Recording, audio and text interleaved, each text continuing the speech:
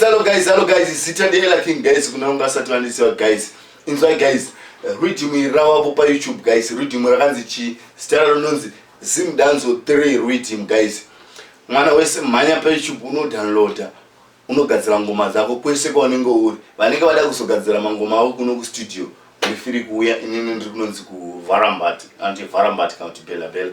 Ndiko kwandiri located ndiko kune studio.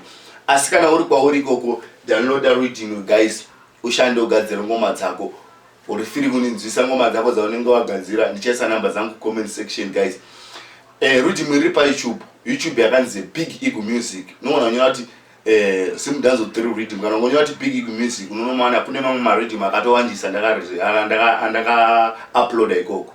Ma free instrument awo. So guys, manya munotora mangoma muite sei mugadzira song dzenyu. Mushande guys, musakangana ku subscribe pa channel yangu iyo guys. Musakangana zvikundi follow kuma platform angu anoti Facebook, TikTok, Instagram, Sita Ella King guys.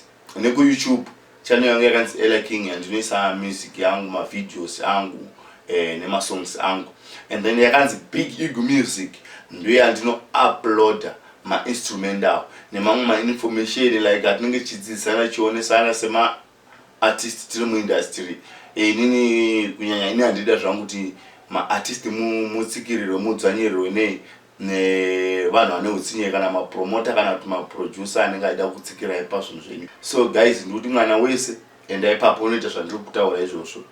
Saka guys, inzwai ndikuda kuplaya rhythm kubva pekutanga.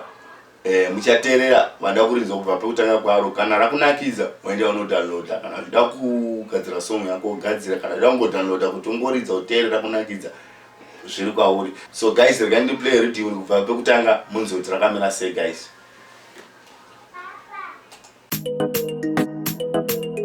Ella King Production.